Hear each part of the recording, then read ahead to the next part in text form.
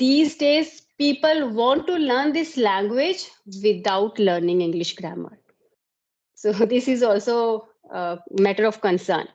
So give some techniques to learn grammar in an easy way. Right.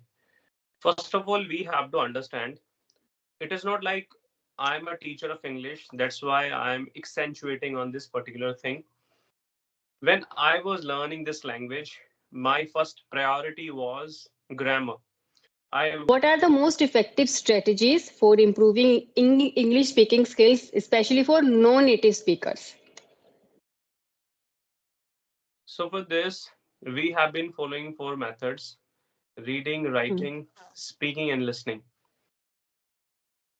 I personally feel that listening plays a vital role when it comes to learning English.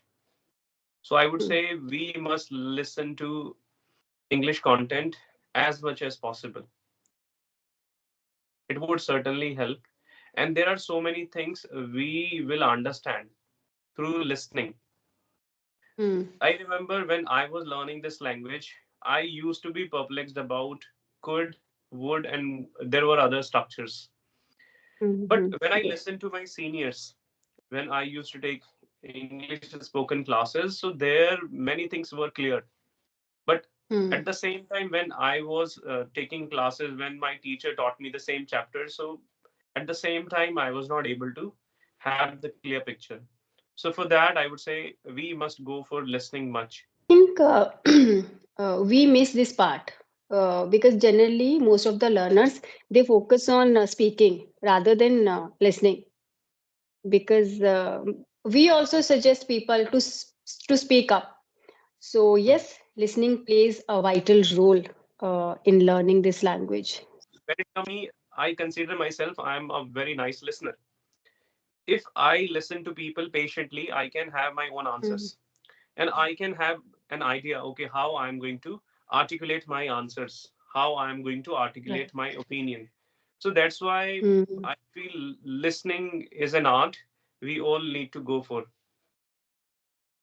Exactly.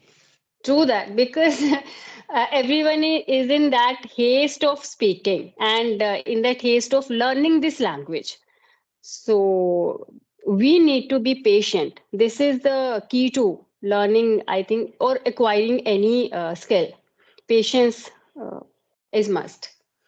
Yeah. Right. So second is how can learners overcome the challenges of understanding and using English grammar correctly? Because these days people want to learn this language without learning English grammar.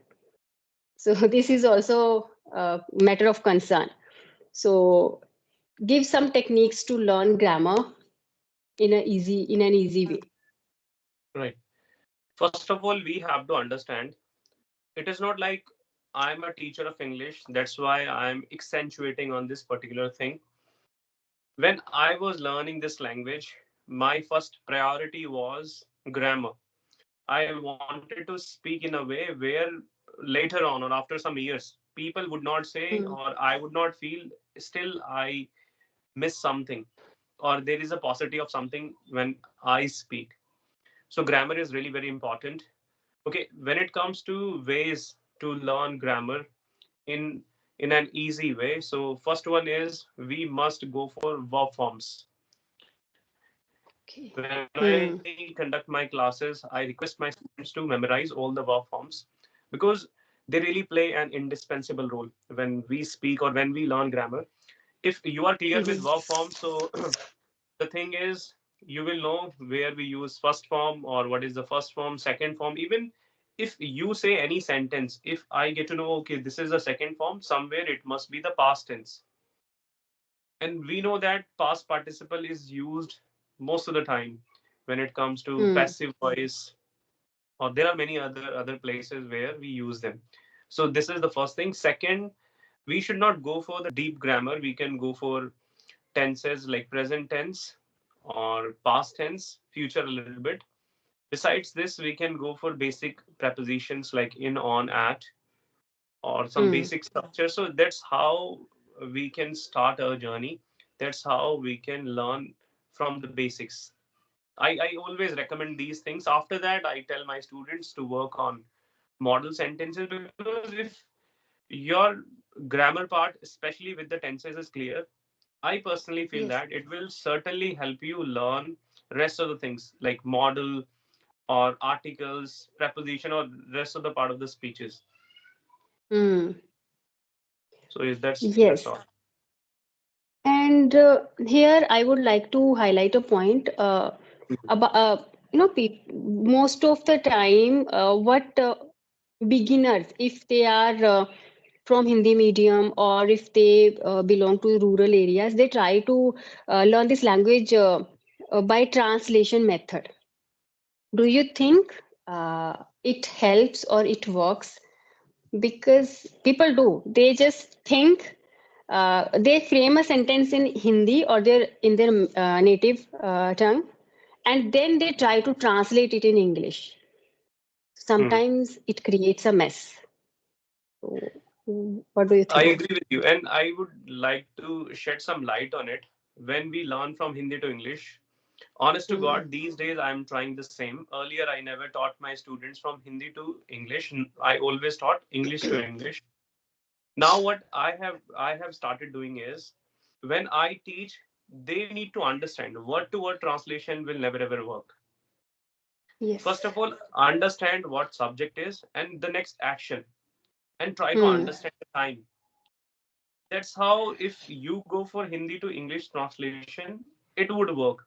But if you go with word to word translation, for instance, Hmm. if I say कल शाम को मैंने कुछ नहीं खाया, so what they will do, I yesterday, because they will go for word to word translation, they will not Yes. look for the action. Yes. So I tell them, just understand the timing when it happened, or if it is the regular Hmm. action.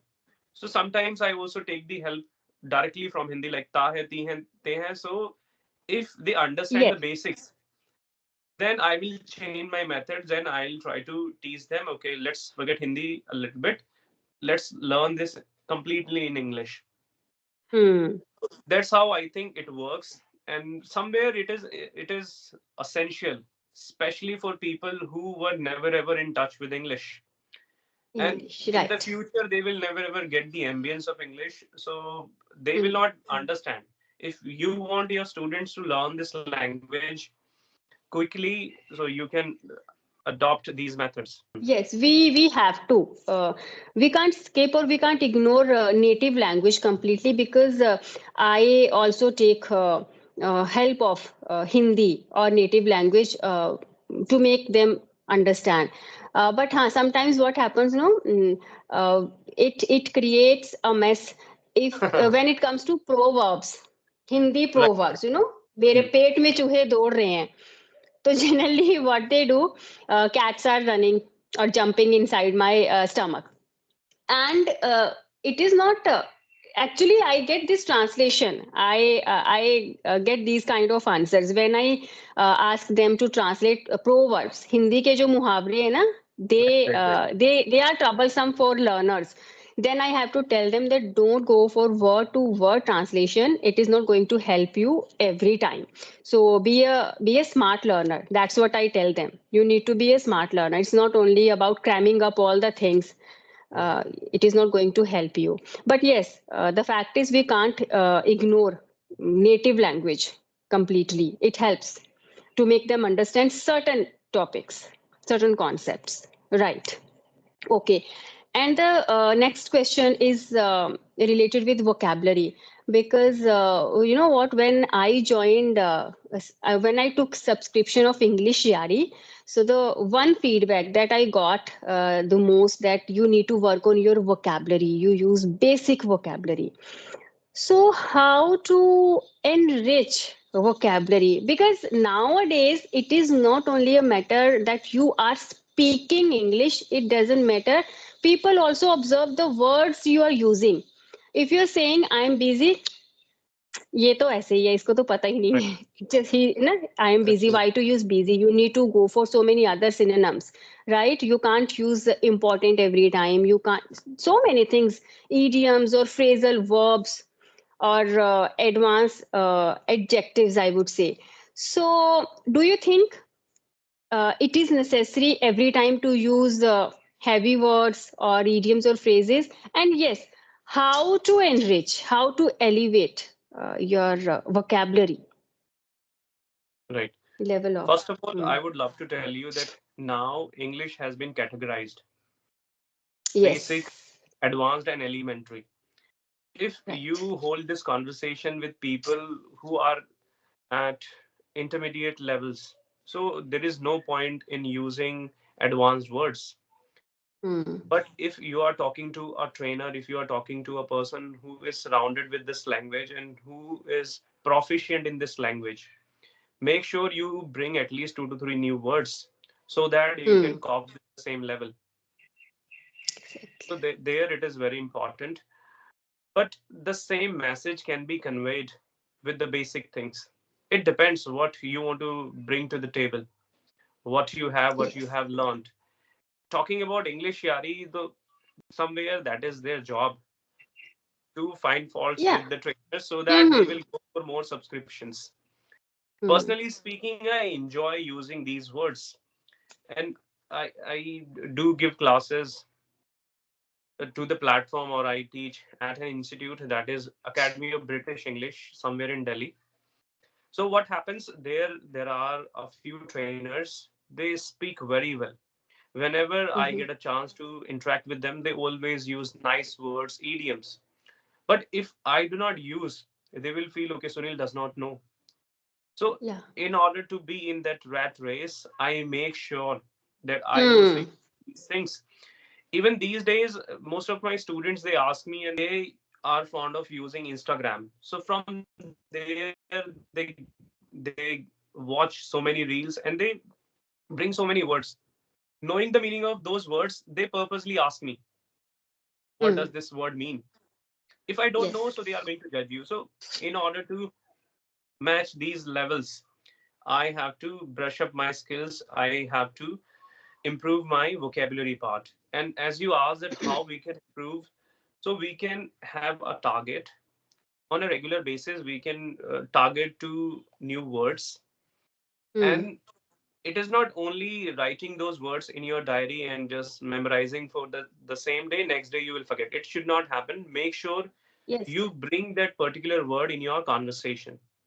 You have Hmm. to create the situation. I guess last time you and I did discuss the same. We have to be pig-headed to bring that Yes. particular word in our conversation, no matter what, whether sometimes you will understand or not.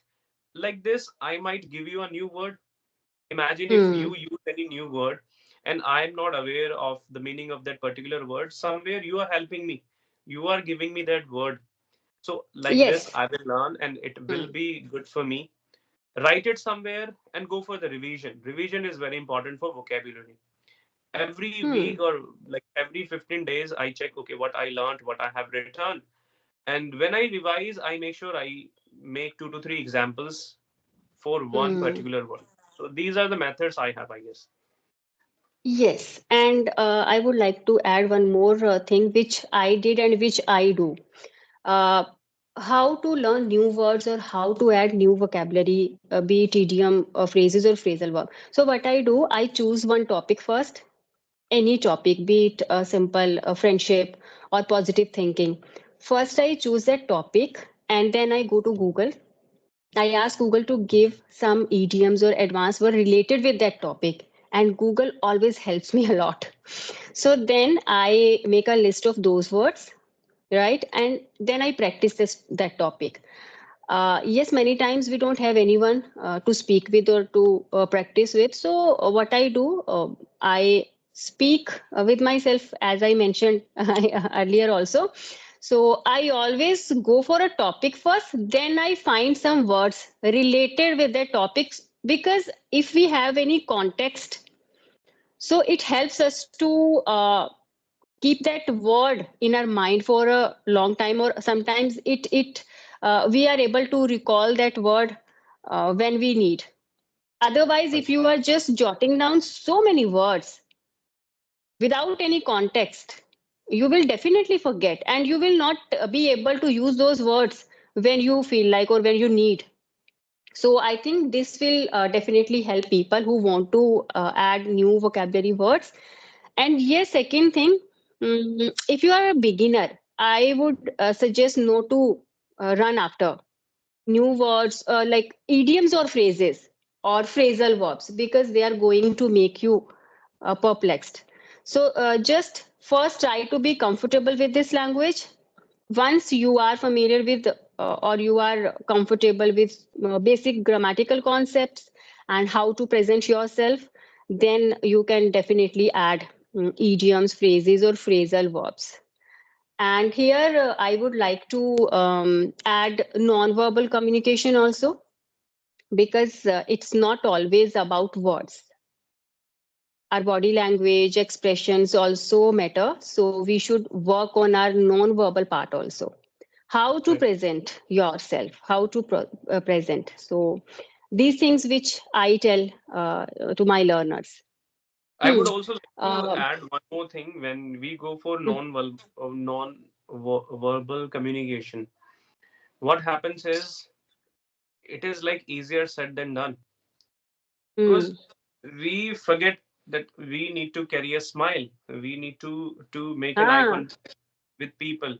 yes. We are just after that topic. If you ask me something, I'll just wreck my brain to collect the answer. Okay, I'm Hmm. going to use this particular word, and I'm going to answer in a beautiful way so that Neha will feel, oh yes, he answered nicely, correctly. So we forget about the non-verbal communication skills. We only Hmm. look after the things that we are going to speak. Yes, so Yes. this is what I feel. Yes, and it's called that pressure of Yes. making presenting yourself confidently. Right. And because most of the time what we try to do, we are not we are not learning, we are learning just to impress other people, not to express ourselves. That's what I always say. Literally, there was a time when I was also in that rat race of impressing people. But then I realized, no, no, I am learning or I am polishing my communication skills to express myself. So when I got this realization, I was comfortable with this language.